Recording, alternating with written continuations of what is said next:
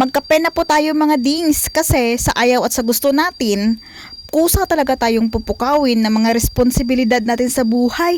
Ang bilis ng panahon mga dings, August na pala or buwan ng tigkiriwi, sabi ng mga matatanda, tigkiriwi is taghirap ba? Parang kailan lang yung alaga kong matanda ang binabantayan ko. Ngayon, alagang kambing na. Maaga pa kasi silang naghiwalay sa kanilang ina para maghanap ng pagkain. Kaya pagbalik nila, ayun iyak ng iyak kasi wala na yung ina nila. Kaya binuksan ko na lang yung gate sa kabila. Pagbalik ko, parang naramdaman ko yung tawag ng kalikasan. Kaya inutusan ko ang aking kasama para ipag-igib ako para may pambuho sa CR. Masakit kasi ang likod ko dings kaya parang hindi ako makakapagbuhat ng medyo mabigat sa ngayon. Kaya mabuti na lang at nandyan siya to the rescue. Sana all. Pagkatapos kong mag-deposit, gumalaw-galaw muna ako para ma-warm up naman yung mga kaugatan ko sa aking katawan. Nakita ko kasi na parang ang daming bahay ng gagamba na dumidikit sa dingding. Tapos, ang daming abubot na nakakalat dito sa daanan, kaya nilubos-lubos ko na lang rin.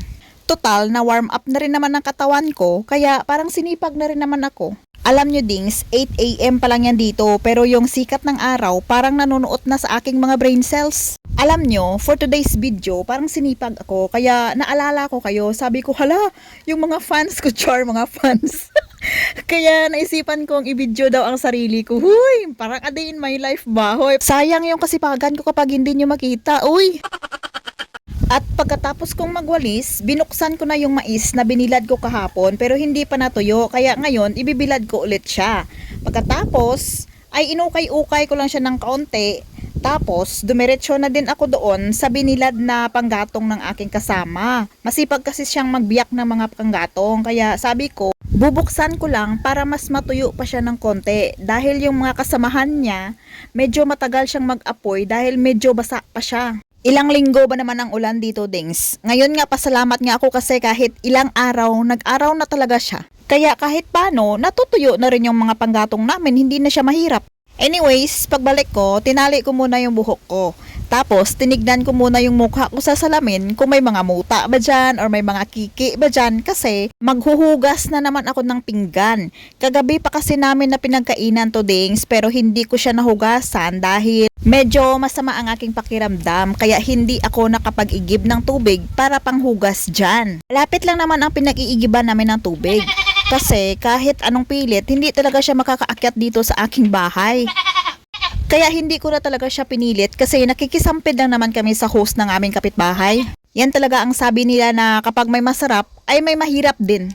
Masarap nga ang tumira dito kasi maganda ang tanawin, nakaka-relax siya sa utak, pero mahirap ang tubig, dings. Diyos ko Lord. Anyways, lahat naman ng bagay ay nagagawan ng paraan. Tiwala lang sa sarili at syempre tiwala kay Lord. Dahil siya naman ang nakakaalam sa lahat-lahat ng paghihirap at paghihinagpis natin sa buhay. Kaya magtiwala lang tayo sa kanya kasi siya din ang nakakaalam kung kailan tayo giginhawa at liligaya. Kaya kahit gaano man kahirap ang ating mga pinagdadaanan sa buhay, ay pipiliin pa rin natin ang gumawa ng tama at maging mabuti sa kapwa. Nakakagaan talaga siya sa buhay, dings, promise. Anyways, magsasaing na po ako kasi tanghali na. At saka parang ginutom na rin ako sa kakatrabaho. Huy, trabaho.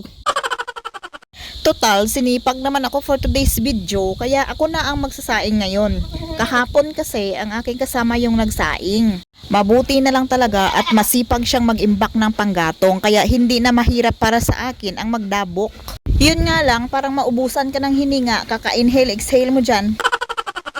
Dahil may kaunti pang kanin na natira kahapon, kaya kinuha ko muna bago hugasan ang aming kaldero. Maliit lang ang aming kaldero, dings, kasi dalawa lang naman kami. Kapag nandito yung aking pamilya, syempre sa malaking kaldero kami nagsasaing.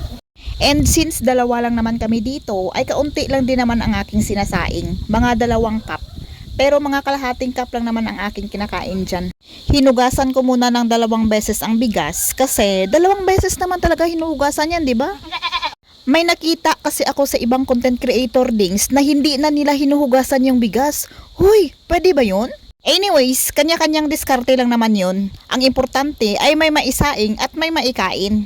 Bali, 1:1 din pala ang paglalagay ko ng tubig dyan. 1 cup na bigas, 1 cup na tubig. Ganon! Tapos, isa lang sa apoy. Tapos, real quick, luto na agad. Alright dings, God bless po sa inyong lahat and I'll see you in my next vlog. Bye! Pasensya na kayo, Dings. Nandyan kasi siya sa tabi ko habang ako'y nagvo-voice over.